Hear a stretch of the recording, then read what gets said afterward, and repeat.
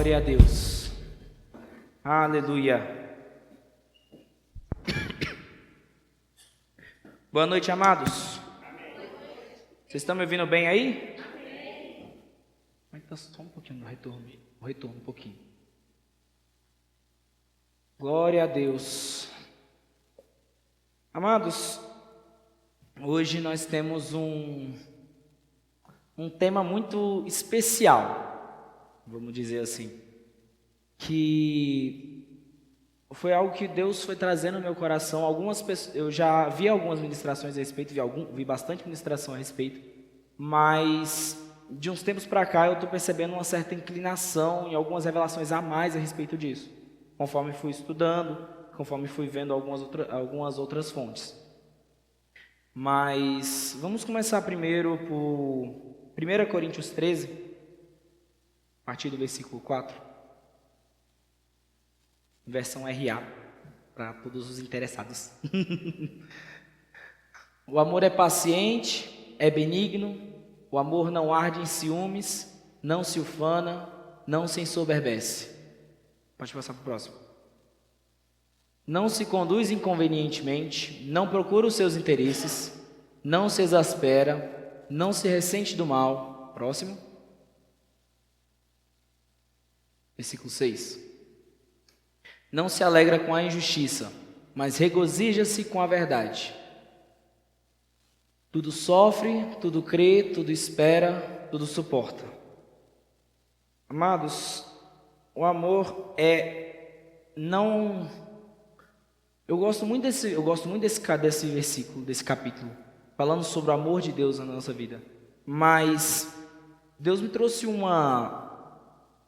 não digo uma revelação, porque era uma coisa muito mais simples do que parecia, mas eu vou seguir uma lógica que a gente aprende na escola com filosofia e relacionados. Aqui a gente leu sobre o amor, mas Deus é amor. Se Deus é amor, dá para você pegar esse trecho e falar tudo que ele é a respeito de Deus. Coloca de novo, por favor, Rayara. A partir do versículo 4. Deus é paciente, é benigno, não arde em ciúmes, não se ufana e não se ensoberbece. Deus não se conduz inconvenientemente, não procura os seus próprios interesses. Ele não se exaspera e não se ressente do mal. Pode passar. Deus não se alegra com a injustiça, mas ele se regozija com a verdade. Pode passar? Deus tudo sofre, tudo crê, tudo espera e tudo suporta. Amados, o amor de Deus por nós é algo que a gente fala muito que vai além da nossa incompreensão, mas quanto mais a gente procura ver a respeito, quanto mais a gente procura estudar mais, conhecer mais a Deus, mais o amor dele se mostra ainda mais absoluto, ainda mais avassalador, ainda mais eterno. Então, você pode perceber que desde a criação do mundo, Deus já sabia que o homem ia pecar. E antes do mundo ser criado, antes do homem cair, ele já criou uma solução para poder salvar o homem. E isso não vai além só da questão da nossa salvação, das pessoas que foram salvas aqui. Não, ela vai tanto para o lado a salvação de Jesus, ela vai para o passado, para as pessoas que criam nele, e criam que ia chegar o Messias, que criam nas promessas de Deus, mas também vai para o futuro, para todas as pessoas que nasceram depois, que nem sequer conheceram Jesus pessoalmente, mas são só por crer nele, por crer que ele nos salvou.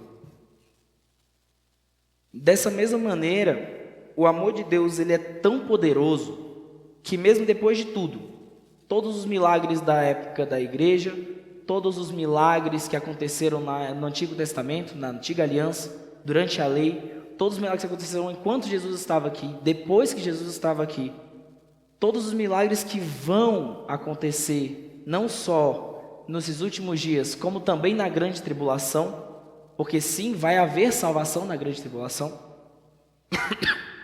E uma outra prova que da misericórdia de Deus, do amor de Deus para conosco, é porque sobre a questão dos selos da grande tribulação, de todos os juízes que vão cair aqui, Jesus poderia muito bem quebrar todos e resolver o problema logo. Mas não, vai ser uma coisa compassada, porque para cada juízo vai existir um período que ele quer salvar o máximo de pessoas possível.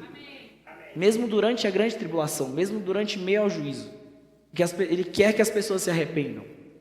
A palavra fala que Deus não quer que ninguém se perca, nem mesmo alguns. Ele quer que todos cheguem ao pleno conhecimento, que todos sejam salvos. Então, mesmo diante da grande tribulação, Deus vai gerar evangelistas aqui embaixo. Vai marcar evangelistas aqui embaixo para propagar o evangelho mesmo durante os maiores perigos que a humanidade já presenciou. E mesmo assim, ele ainda vai dar uma chance para todo aquele que sobreviver a tudo isso, para que ele possa provar de tudo que Deus planejou para o homem antes da queda, antes do pecado. Hoje a gente vai falar sobre o reino milenar.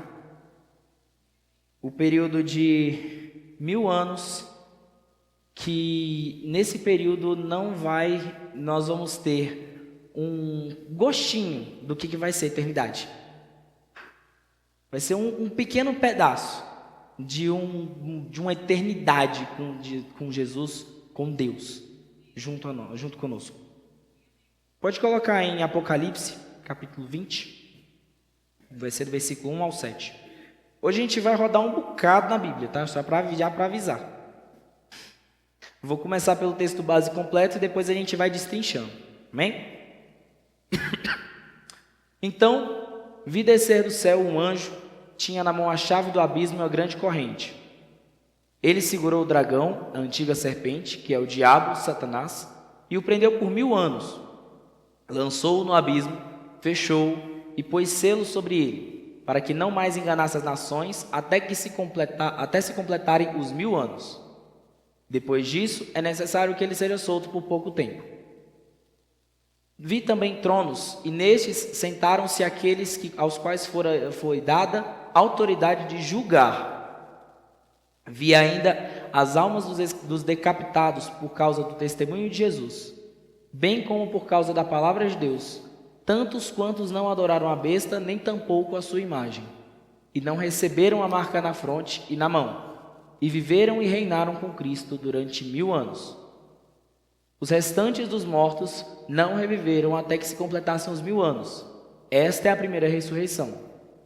Bem-aventurado e santo é aquele que tem parte na primeira ressurreição. Sobre esses, a segunda morte não tem autoridade. Pelo contrário, serão sacerdotes de Deus e de Cristo, e reinarão com ele os 1000 anos. Pode fechar no 6. Obrigado.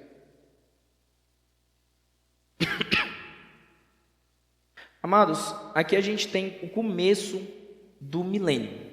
Como é que funciona a questão do milênio? Eu vou ser um pouco mais breve, porque eu vou dar uma resumida de algumas coisas que o Mauro falou, que o Rodrigo falou, que a Lorena falou. E eu vou usar um amiguinho meu, um amiguinho chamado... Pode botar. O Kes. É o Kesley. Aí tem o Joshua e tem o Kesley. Bom, então pode passar para o próximo.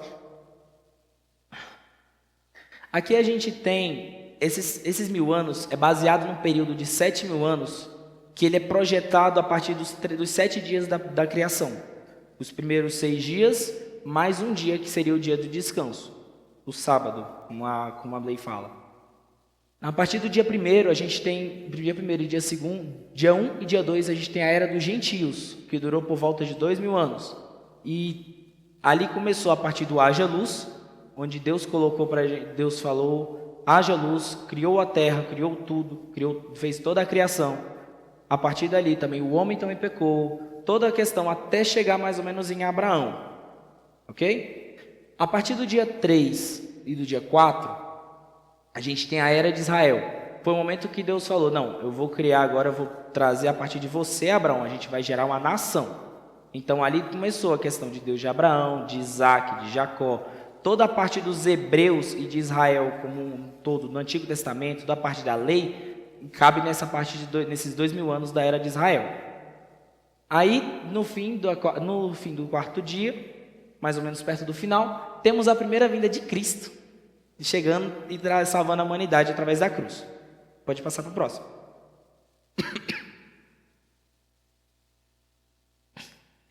A primeira vinda de Cristo marca um novo período, o período da era da igreja. Nesse período, desse período de aproximadamente 2000 anos também, é o período que nós estamos vivendo agora. Nós estamos no final do 6º dia.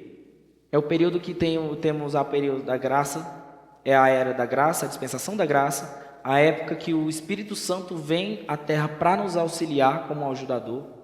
É o período que Jesus voltou para o céu para nos fazer morada, para fazer as nossas moradas lá em cima. Amém?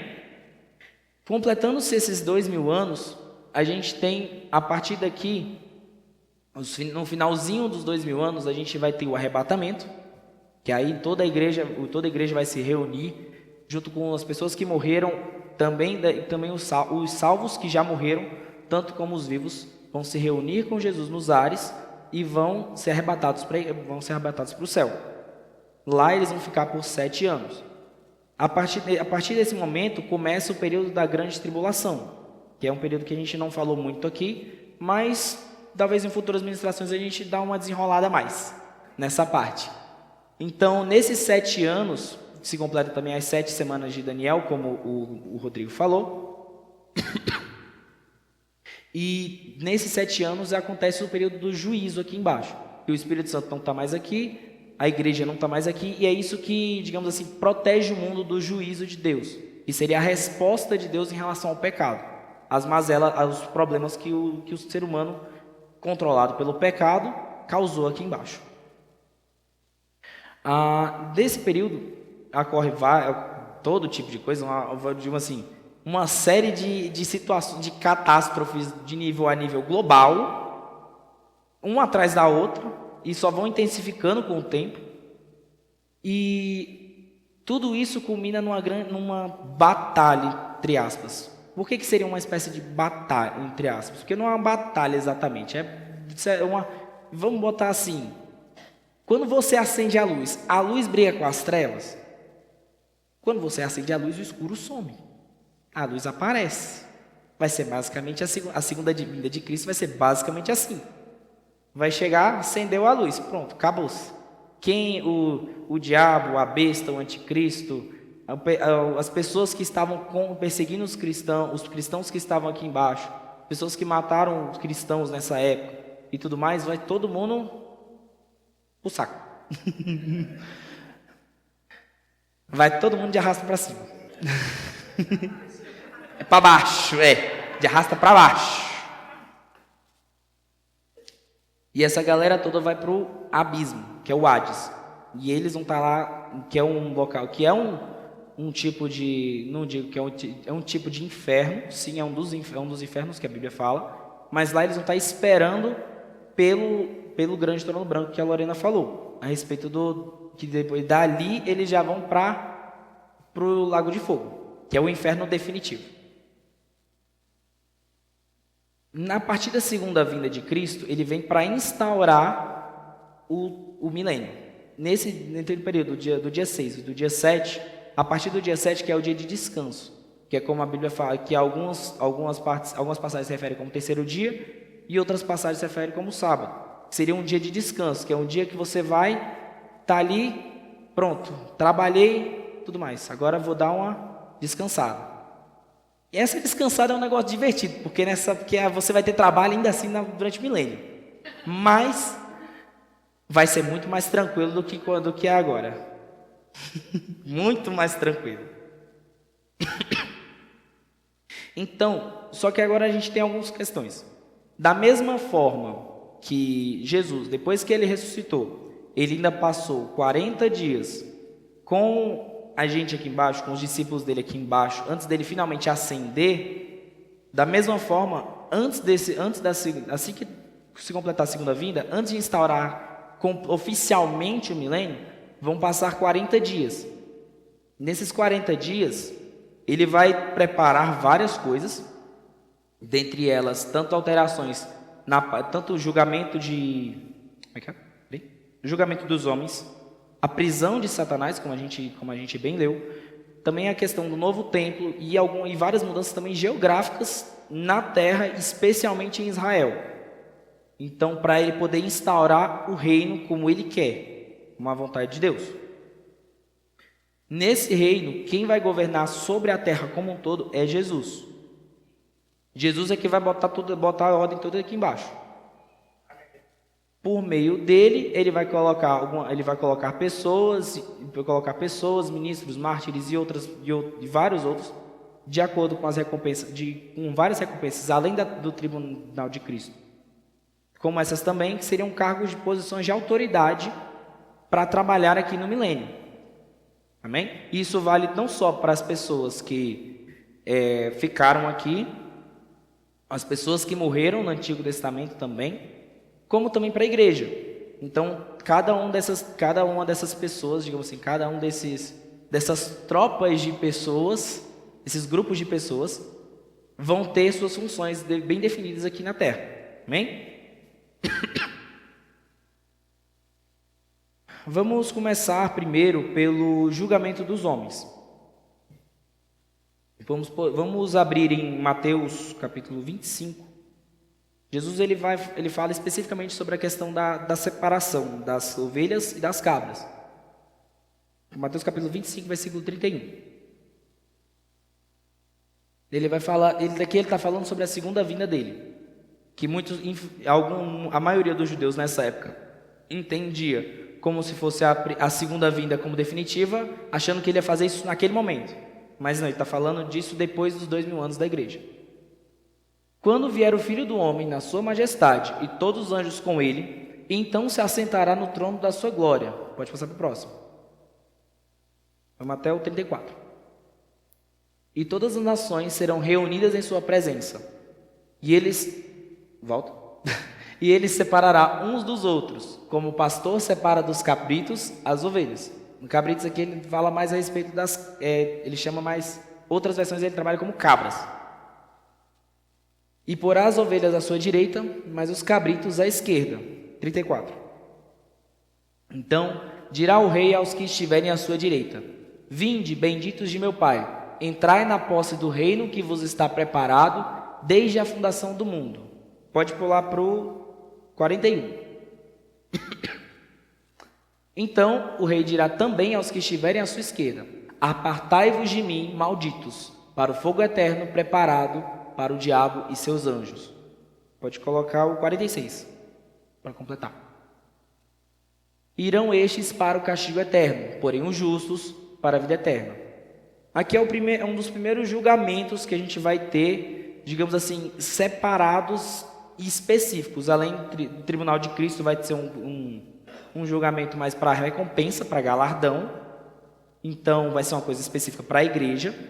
Mas aí depois da segunda vinda, aqui ele vai julgar todas as pessoas que ainda estão aqui, mesmo depois de ter passado por toda a grande tribulação, e as pessoas que foram salvas e as pessoas que não foram, as pessoas que não querem, escolheram estar longe de Deus. Aqui ele vai separar as ovelhas, as pessoas que se arrependeram e conseguiram sobreviver à grande tribulação com muito esforço e muito sofrimento, convenhamos, e as pessoas que não quiseram e mesmo assim sobreviveram. Essas pessoas que sobreviveram, mas não querem estar com Deus, Deus vai levar, tá, juízo, toma, pronto, vai todo mundo para o abismo.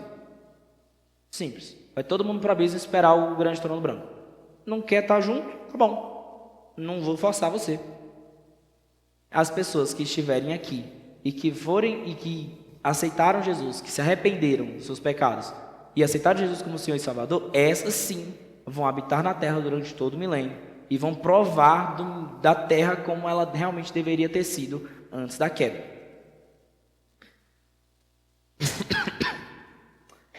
Porque eu estou um pouquinho rouco. A gente teve até que trocar um pouco a administração, porque no dia eu estava sem voz nenhuma. Mas a gente está aqui agora. É isso.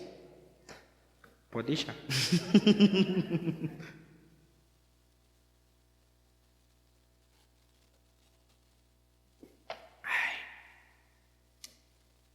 Também a gente vai ter a prisão, o que eu achei interessante essa questão, a prisão preventiva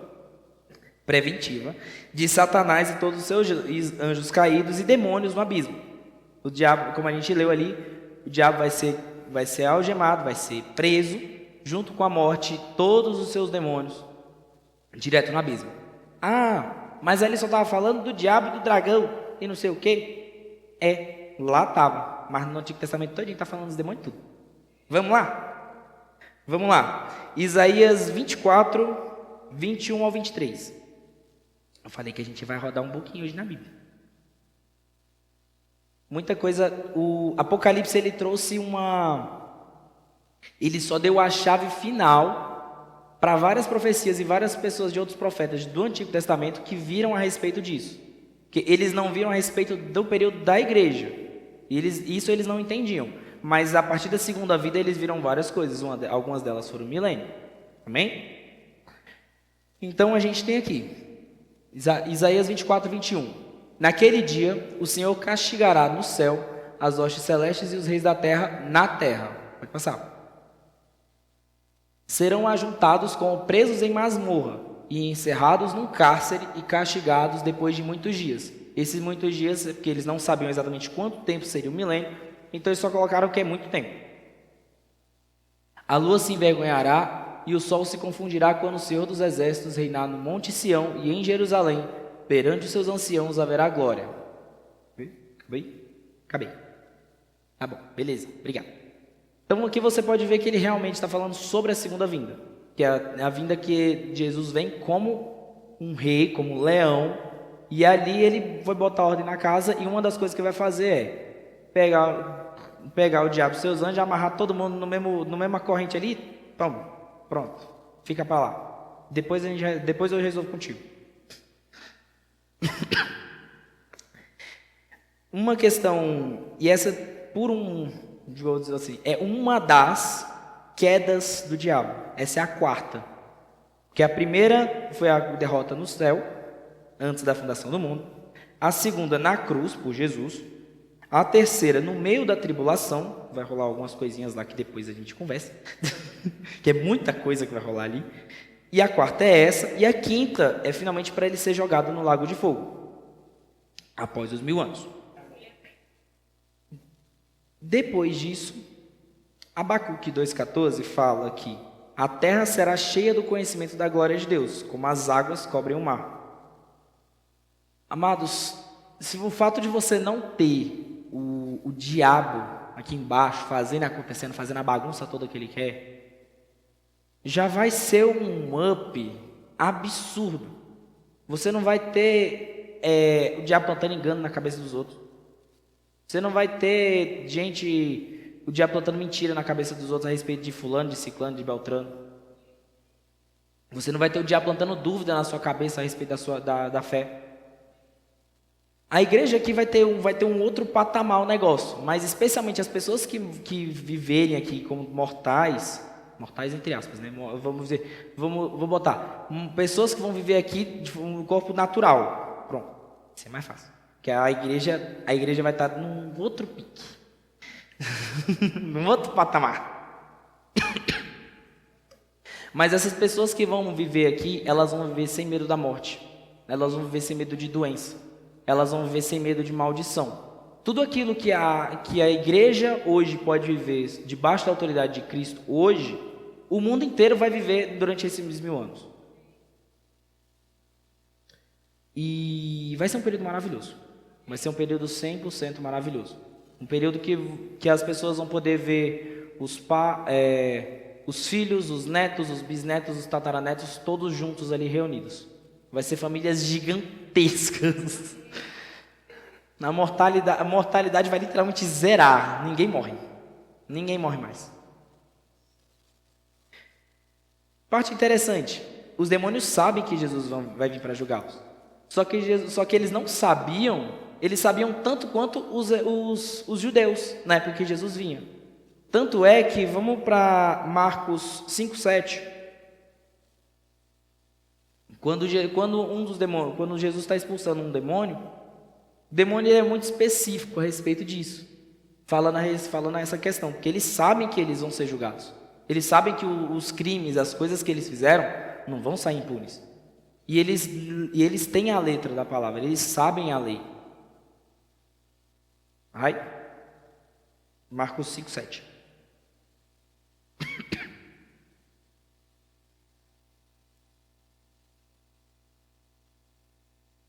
Exclamando com alta voz, isso é o demônio falando com Jesus: que tenho eu contigo, Jesus, filho de Deus Altíssimo? Conjuro-te por Deus que não me atormentes.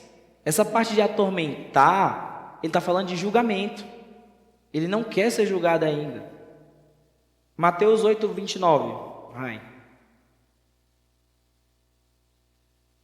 E eis que gritaram: que temos nós contigo, ó Filho de Deus? Vieste aqui atormentar-nos antes do tempo? Então eles sabiam que existia um tempo de julgamento. Eles não sabiam que você tinha chegado ou não, mas eles sabiam que existia um tempo de julgamento e que eles iam ser julgados por Jesus. E a gente tem uma reflexão ainda maior a respeito disso em Lucas 8:31. Para os demônios, o retorno de Jesus marcava o julgamento dos demônios, o julgamento deles, ou seja, literalmente as consequências dos atos deles. Aqui foram os demônios falando a respeito do gadareno, falando sobre legião. Eles rogavam-lhe que não os mandasse sair para o abismo, que era justamente onde eles sabiam que iriam. Eles sabiam que iriam para o abismo. Tanto que aqui mais na frente, Jesus não ordena eles para ir para o abismo em si, mas para se jogarem no mar. Possuíram os porcos e se jogaram no mar. O mar ali está simbolizando o abismo. Os porcos iam morrer, os demônios iam sair, iam fazer outras coisas. Mas ali ele está mostrando: vocês estão com data marcada? Eles têm data marcada para estar aqui.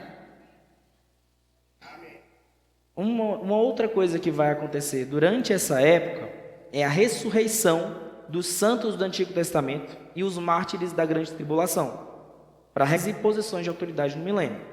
Como a gente leu lá em Apocalipse 24, ele fala sobre as ressurreições do milênio. E ali você completa a primeira ressurreição.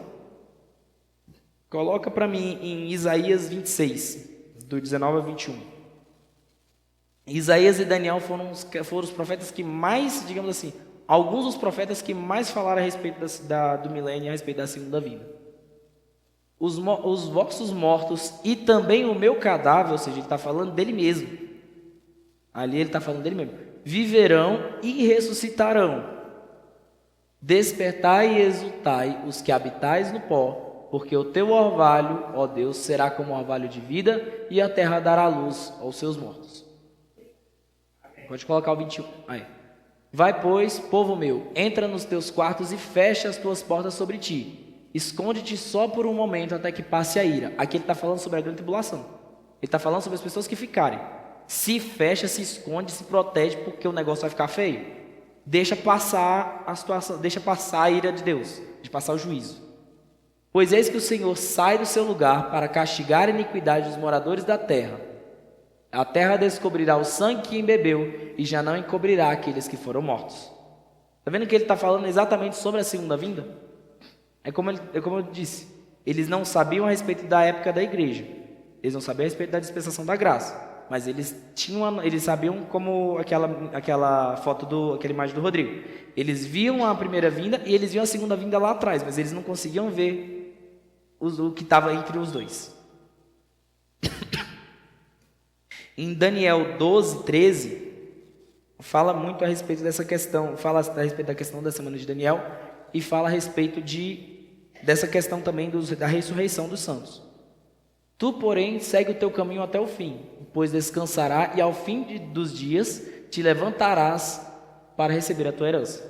Então é aqui que ele está falando a respeito das pessoas que morreram no Antigo Testamento. Essas pessoas, os mártires da grande tribulação também, assim como as pessoas, elas vão morrer, vão perecer, mas vão ressuscitar para poder viver o milênio e reinar com Cristo. E aqui a gente fala, volta para Apocalipse 24, por favor.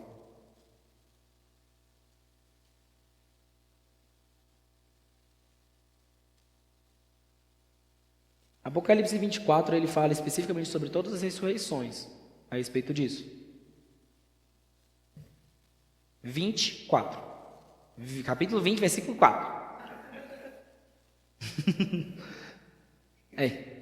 Vi também tronos, e nestes, aqui o estes, ele está falando sobre a igreja e sobre as pessoas que do Antigo Testamento, as pessoas que viveram no Antigo Testamento e morreram e foram ressuscitadas, e as pessoas da igreja, amém? E nestes sentaram-se aqueles aos quais foi dada a autoridade de julgar. Aí aqui ele vai para a parte da grande tribulação. Vi ainda as almas dos decapitados por causa do testemunho de Jesus, bem como por causa da palavra de Deus, tantos quantos não adoraram a besta, nem tampouco a sua imagem, e não receberam a marca na fronte e na mão, e viveram e reinaram com Cristo durante 1000 anos. Está vendo que todo mundo reinou com Cristo durante 1000 anos, mas cada um teve sua vez, digamos assim, sua vez de ressuscitar. Quando se completa, no fim dessas questões todas, pode tirar, obrigado. No fim dessas pessoas todas, aí sim você vai completar a primeira ressurreição, que é o que Jesus fala. Tem pessoas que as pessoas que vão morrer, mas vão ser ressuscitadas para a salvação, para a eternidade, para a vida eterna, e as pessoas que vão morrer, mas elas não aceitaram Jesus, não foram salvas, e essas vão ser ressuscitadas, mas mais para frente, depois dos 1000 anos, para condenação, para juízo. Agora entra a parte da igreja. Essa é a parte mais legal. Que a igreja agora, ela já não vai estar mais... A igreja aqui, durante o milênio, ela não vai estar mais como noiva. Ela vai estar como rainha. Porque o casamento rolou nos 7 anos. Nos 7 anos da grande tribulação aqui embaixo, a gente vai estar fazendo festa de casamento lá em cima. E quando voltar, já não vai voltar como noiva, vai voltar como rainha, vai voltar como a esposa de Cristo. Então, juntamente com Cristo, assim como Cristo falou, ele vai voltar para nos buscar, e a partir dali, onde ele estiver reinando, a gente vai reinar com ele. Vai estar o tempo todo junto. Jesus e a igreja agora, a partir dali, é prego batido, ponta virada, fechou, todo mundo, acabou. É um só. É isso. Curiosidade para quem é jovem. Casa logo. Porque depois que vão subir, não casa mais. É todo mundo irmão. Nem pai e mãe vai ser tudo irmão. Então, uma outra questão é que o nosso lar, durante esses 1000 anos, vai ser na Nova Jerusalém, no céu. Mas o trabalho que a gente vai fazer vai ser aqui na terra. Aí a pessoa fala, mas como é que a gente vai ficar no vai e volta para lá e para cá? Não, a gente vai ter o corpo glorificado, vai estar igual Jesus estava quando ressuscitou, passa parede, teleporta, faz um monte de coisa. A fé vai estar no talo. E a autoridade, então, acabou-se. O que você falar, a Cordilheira dos Andes já foi. Você nem termina a frase toda. A respeito das duas ressurreições, foi o que eu falei. Em João 5, 28 e 29, Jesus fala a respeito dela. Mas em 1 Coríntios 15, pode colocar para mim? 15, versículo 26. Acho que é isso. Volta um pouquinho, acho que eu perdi um pouquinho. Bota no 24. Pode ser. Não, 21, desculpa. Aqui. Visto que a morte veio por um homem, também por um homem veio a ressurreição dos mortos. Pode passar. Porque assim como em Adão todos morrem, assim também todos serão vivificados em Cristo. Cada um, porém, por sua própria ordem. Essa palavra ordem aqui é o termo militar para ranking. É um termo militar para questão de graus, digamos assim, graus diferentes. Por exemplo, você tem um determinado batalhão de polícia, tem um outro batalhão. Os dois são da polícia, mas cada um tem seu batalhão, tem seu comandante, tem toda uma organização a respeito. Aqui essa palavra ordem está seguindo esse sentido. Digamos assim, cada um por o seu próprio batalhão, por sua própria tropa. Cristo, as primícias, foi o primeiro que ressuscitou. Depois os que são de Cristo na sua vinda. Aí ele está falando da igreja, do Antigo Testamento, Pessoas que viveram durante a grande tribulação, as pessoas que morreram durante a tribulação e foram salvos. Pode passar? E então virá o fim, quando ele entregar o reino a Deus, ao Deus e Pai, quando houver destruído todo o principado, bem como toda a potestade e poder. Porque convém que ele reine até que haja posto todos os inimigos debaixo dos pés. O último inimigo a ser destruído é a morte. Então, a partir desse momento, a partir desses 1000 anos, todos os inimigos de Cristo, os inimigos da igreja, as pessoas, os demônios, o diabo, todos aqueles que fizeram mal à igreja como um todo, aos que são de Cristo, vão ser colocados debaixo dos pés, vão ser acorrentados, vão ser presos e vão ser jogados no abismo. A partir daqui não tem mais essa questão. Observação. A gente vai estar aqui na Terra, a gente não vai precisar ser salvo, maravilha, glória a Deus. Mas as pessoas que vão estar aqui durante o milênio, mesmo estando durante o milênio sem pecado, sem questão de pecado mais, essas pessoas vão precisar ser salvas. Elas precisam reconhecer Jesus como Senhor e Salvador. Por quê? Porque no final dos 1000 anos, Satanás vai ser solto para enganar as nações. E ele vai procurar essas pessoas que não escolheram estar com Jesus, ou então obedecem, mas não são submissos, e vai enganar elas para ir contra os santos, para ir contra as pessoas que aceitaram Jesus. E ali já vai ser um outro rolê. Ali vai acabar os 1000 anos, essas galera vai fazer cerco em Jerusalém, e aí vai cair fogo do céu, vai consumir todo mundo, e aí vamos para o trono branco. E vamos lá, agora vamos para as questões geográficas. Essa parte é interessante. Vamos ter várias mudanças geográficas a nível global na Terra, mas mais especialmente nas áreas de Israel e Jerusalém. Jesus vai restaurar a Terra à sua antiga glória, regenerando toda a Terra e reesculpindo Israel. Ele vai remover a maldição da Terra e vai restaurá-la como ela era antes da queda. Então, todas as maravilhas que a gente pensar que era para estar como estava quando Adão estava aqui embaixo, a gente vai voltar a ela, só que numa escala global. E aí a gente vai ter, com a terra de Israel, vai ser basicamente como o Jardim do Éden. Então, o lugar mais fértil, o lugar mais incrível, mais maravilhoso vai ser onde? Israel, a região de Israel. Com Jerusalém especificamente sendo moldada a respeito disso. Coloca Mateus 19, 28 para mim.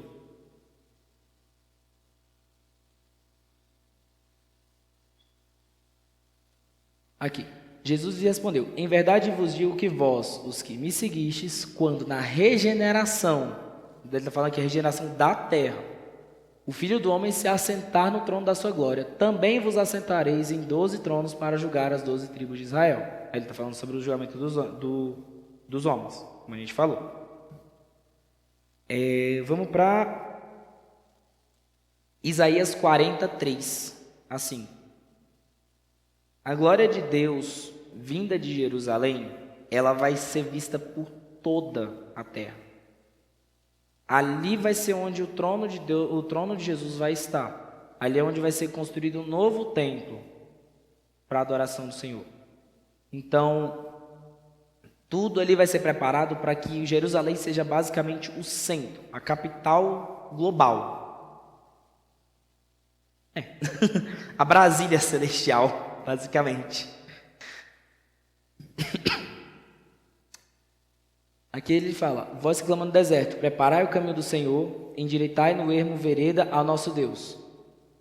Todo vale será aterrado e nivelados, todos os montes e outeiros, o que é tortuoso será retificado, e os lugares escabrosos aplanados. A glória do Senhor se manifestará, e toda a carne haverá, pois a boca do Senhor o disse. Então aqui ele está falando exatamente disso. A questão toda vai ser, todo o terreno vai ser completamente moldado a respeito disso. Coloca para mim algumas mudanças a mais também, está em Zacarias 14, 3. Vou fazer na raiz, trabalhar. Não vai para lá, vai para cá. Então sairá o Senhor e pelejará contra essas nações, como pelejou no dia da batalha. Deixa eu passar para o próximo. Naquele dia estarão seus pés sobre o Monte das Oliveiras, que está defronte de Jerusalém para o oriente. O Monte das Oliveiras será fendido pelo meio para o oriente e para o ocidente, e haverá um vale muito grande. Metade do monte se apartará para o norte e a outra metade para o sul. Né? Esse aqui, 3. Pode colocar, vai para o 8. Que aqui ele vai ser muito... Para o capítulo 14, versículo 8. E que ele vai ser mais específico. Naquele dia também sucederá que correrão de Jerusalém águas vivas, metade delas para o mar oriental e metade até o mar ocidental. Aqui ele está falando sobre o mar Morto e o mar Mediterrâneo. No verão e no inverno sucederá isso. Então a gente vai ter uma verdadeira... Além de uma certa... Pode colocar aquela imagem, a última. Então a gente vai ter uma verdadeira... Além de uma verdadeira demarcação a respeito... Obrigado. Aqui a gente vai estar... Aqui é o, digamos assim, o loteamento, o projeto de loteamento da terra de Israel durante o milênio, segundo Ezequiel, segundo o profeta Ezequiel. Aqui ele separa as 12 regiões das 12 tribos de Israel. E ali a gente tem, entre Judá e Benjamim, a gente tem a parte santa, que seria onde vai ficar Jerusalém, onde vai ficar essa questão desse vale, e divide o Monte das Oliveiras. E ali, a partir do monte, a partir do templo, a partir de Jerusalém, vai correr um rio, e vai se dividir ao meio, e vai chegar no Mar Morto, que é esse menorzinho que vocês veem, e o Mar Mediterrâneo, que é o maior. Amém? Agora a gente vai para aqui. Aqui Jerusalém vai se tornar o centro governamental de toda a terra durante o milênio, o centro de toda adoração. Tanto que em toda a região de Israel, Jerusalém sempre vai estar visível. Então, e a partir daqui a gente vai ter a construção de um novo templo. Jerusalém aqui, a gente, não sei se algumas pessoas aqui conhecem, mas a região de Israel é muito montanhosa. É uma parte deserto, uma parte montanha. E é uma parte que é misturada. Mas ali vai ser tudo planificado. E a Bíblia fala que a região de Jerusalém vai ser elevada como uma montanha. E ali sim ali vai ter toda a parte de Jerusalém. Vai ser em cima dessa montanha. Depois, aí a partir dali vai vir um vale, vai se separar, vai ter o templo novo que a gente vai entrar agora. Vamos para Isaías 2, 2-4.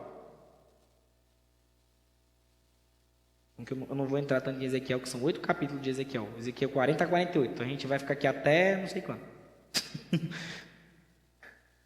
Nos últimos dias acontecerá que o monte da casa do Senhor será estabelecido no cimo dos montes e se elevará sobre os outeiros.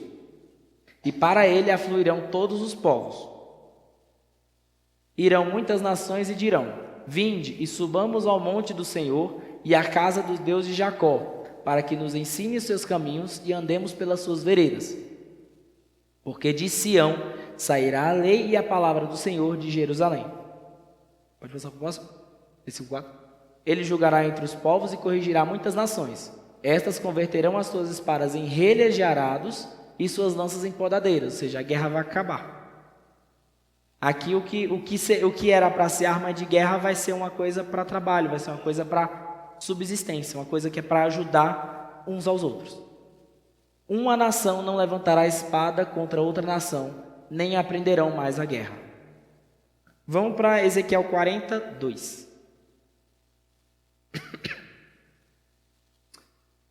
Em visões, Deus me levou à terra de Israel e me pôs sobre um monte muito alto.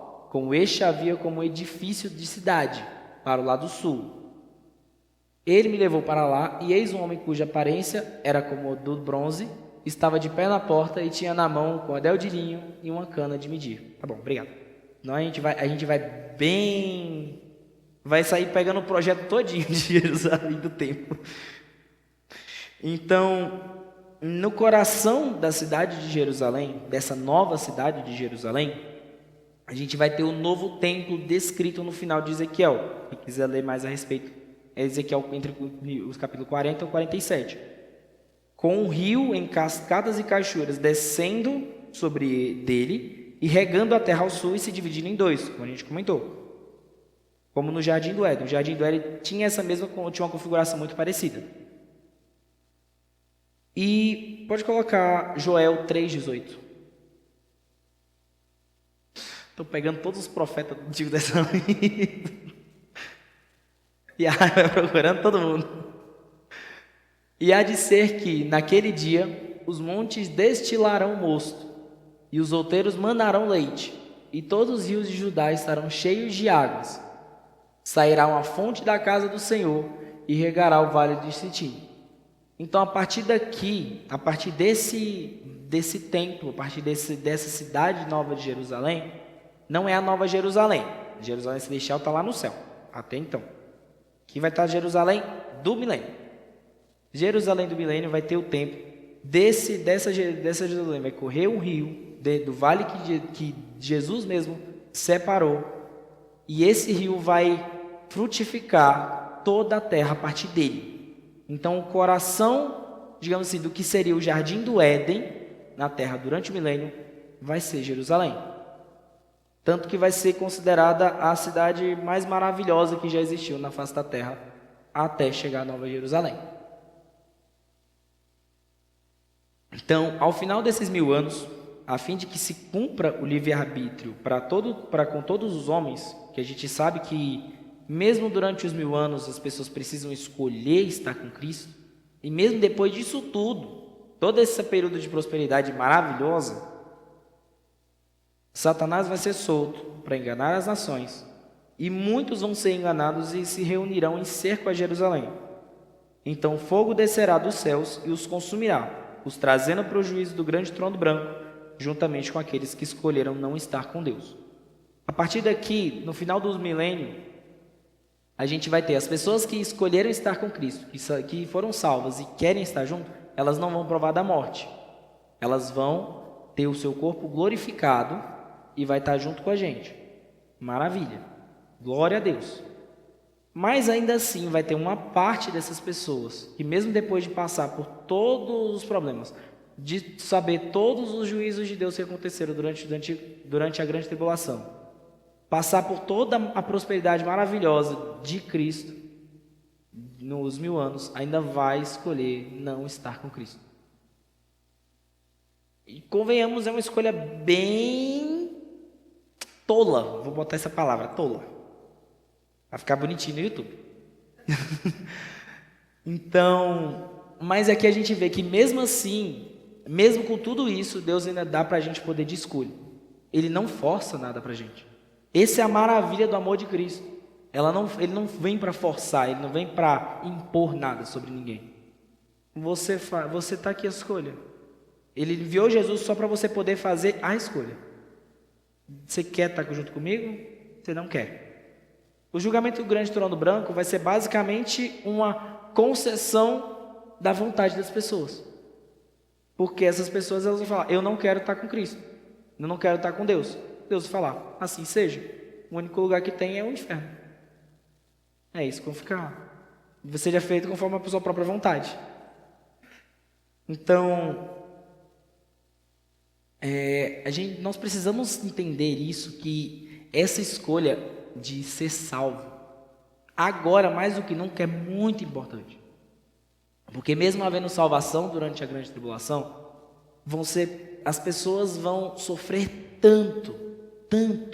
Muita gente vai morrer, muita gente vai ver as suas famílias sendo mortas para poder negar Cristo.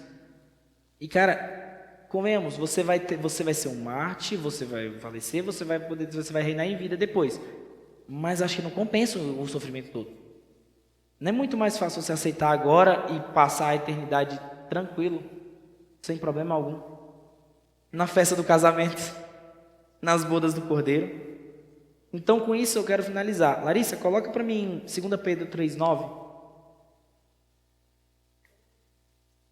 Na RA mesmo.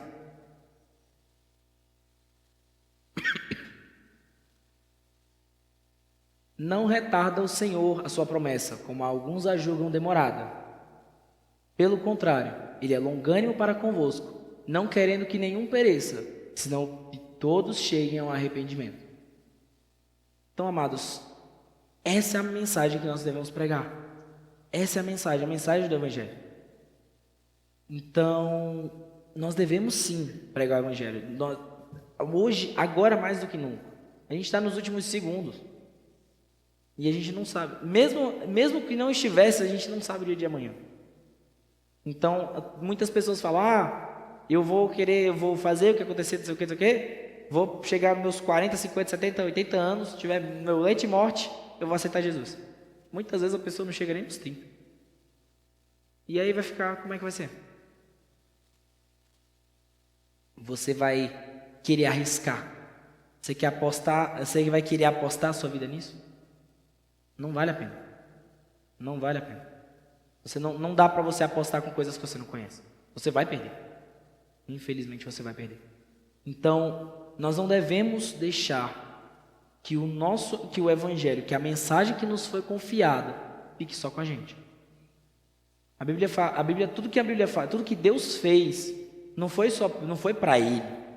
Foi para a gente aproveitar, foi para ele, foi para a gente. Ele se alegra na nossa prosperidade, ele se alegra no nosso sucesso. Ele é glorificado no nosso sucesso. Então, tudo que Deus faz, como a gente leu, não é procurando os próprios interesses, é procurando ser o melhor possível para nós, para ser o nosso bem, para o nosso próprio bem. Da mesma forma, nós devemos nos comportar como Cristo. Como? Pregando a palavra, semeando o evangelho nos corações das pessoas. Porque, cara, o importante é você chegar, falar do evangelho. Se a pessoa escolher ou não, é com ela. Você fez o seu trabalho. Se ela escolher, maravilha, glória a Deus, amém, bem-vindo à família de Cristo. Se ela não escolher, tudo bem, não é sua escolha. Mas, no fim, nosso trabalho é isso: pregar o evangelho, pregar o evangelho, pregar o evangelho, pregar o evangelho, espalhar as boas novas. E, cara, não tem coisa melhor do que estar com Cristo. Não tem. Amém? Essa foi a palavra que Deus trouxe para o meu coração. Espero que vocês tenham recebido e que possamos nos incentivar cada vez mais a pregar o evangelho e a trazer o máximo de pessoas para cumprir o que Pedro falou ali, para que o máximo de pessoas possível possa ser salvo. Amém?